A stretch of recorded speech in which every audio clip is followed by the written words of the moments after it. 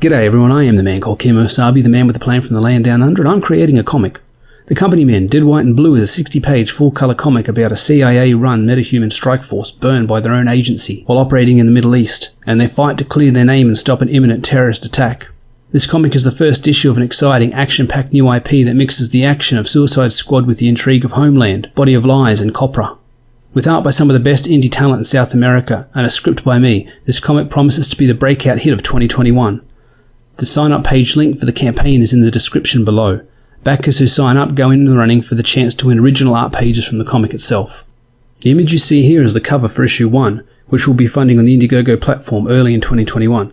Currently 60% of the art is complete and the team is on track to have the print file of the comic 100% done before the campaign even goes live.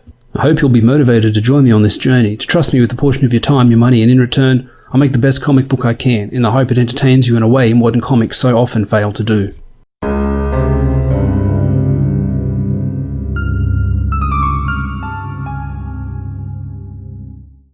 G'day everyone, I am the man called Kim Osabi, the man with a plan from the land down under, and this is my review of Ultramax by Doug Wood and Michael Picard.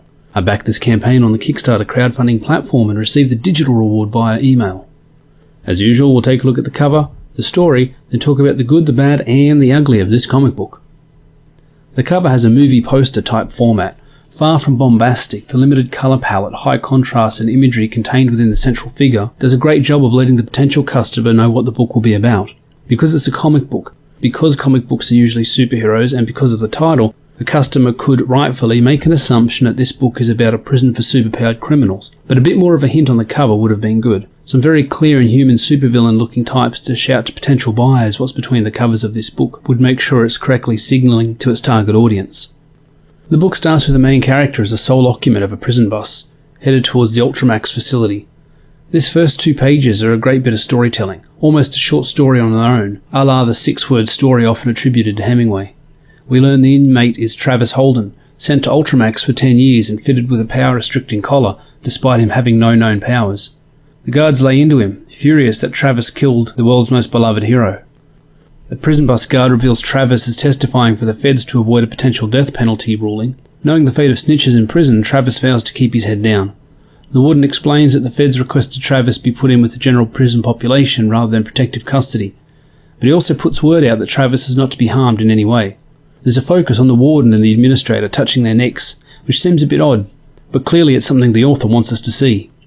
Travis has the archetypical new fish conversation. A guy named Lee Franklin shows him the ropes. Travis is hesitant to make friends, but Franklin introduces him to Landis, the guy who can get you anything you want, for a price. A group called the Savages show up, sans their leader, a guy named Colt, the same guy currently meeting with the warden. A fight breaks out and Travis, thought to be the toughest guy in prison because he was able to kill the hero Red Hawk, loses badly. Colt places one of his men in Travis's cell at the warden's request, ostensibly to protect and watch him, but Franklin murders him and makes it look like a prison suicide. Travis is shaken by a meeting with the warden, then again when someone bumps into him in the hall. He knows he needs to look tough, even though he isn't. He's visibly shaken. Travis realizes he didn't have time to eat yet, and when he goes to eat whatever Landis gave him, he finds a note was slipped into his pocket earlier, reminding him of the deal he made. The warden drives far out into the desert and removes a struggling person from the trunk. The person in the trunk must be the real warden, and this one is some kind of imposter. He appears to bury the real warden alive, and the book ends.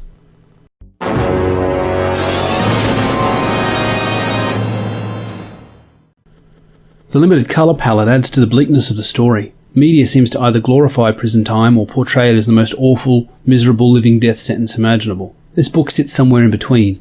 It doesn't glorify doing time. Certainly Travis would rather not be there. He even said the hero he killed got the better end of the deal.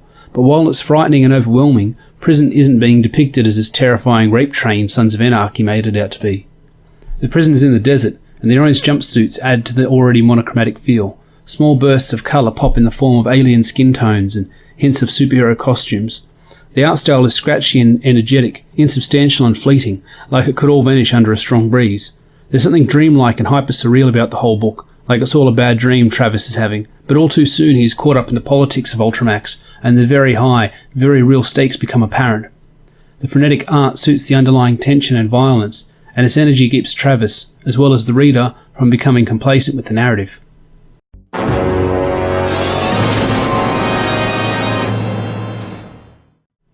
While I like the art, it's a stylistic choice, there are some areas where it's downright weak. Small hands, characters floating with incorrect perspective, incorrect anatomy, inconsistent light sources, and worst of all, what I call the Walking Dead effect.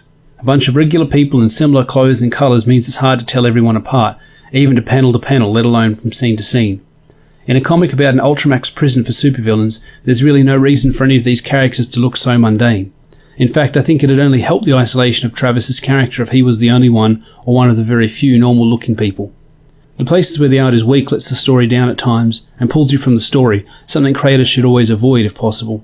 Some of the panel transitions feel rushed, like the weight of the seriousness of Travis's situation, the danger he is in, isn't fully visually realised, and we have to rely on him telling us things are bad.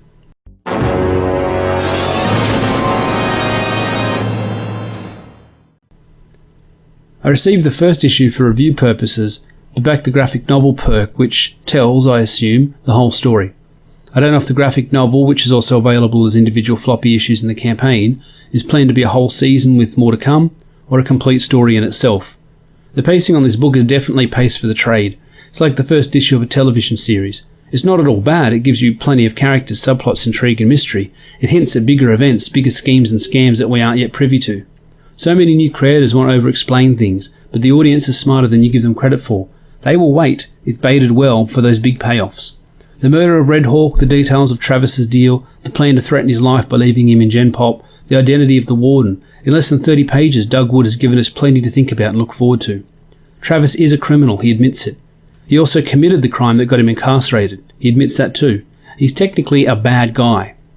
What else do you call a man who murdered the world's favourite superhero? Despite this, he is sympathetic, the penultimate underdog. And while your head tells you he deserves his fate, he killed a man, even though you don't know any of the details, it's his very real fear and despair that endears him to you. He is out of his depth, far in over his head and seemingly powerless to do anything about it. We know there is more going on than we can see. Why is a powerless individual being sent to the Ultramax? Why isn't he in protective custody?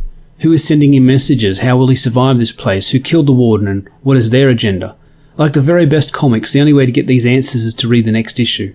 In an age of decompressed storytelling, long conversations over coffee and whatever the hell Bendis calls this, it's great to see a book that sticks more closely to older storytelling formulas, tried and true formulas, ones that work and ones that'll keep on working. This is a very different book. It has those postmodern deconstructionist elements that so much superhero fiction has these days, the ones that probably wouldn't exist without Squadron Supreme and Watchmen and even The Dark Knight Returns. It has that ground-level cynicism that so many modern comics have, but it does it smart. It does it in a way that I haven't seen before. I think that alone is worth the price of admission. I'm glad I purchased the whole story, and I'm looking forward to seeing how this excellent narrative is resolved.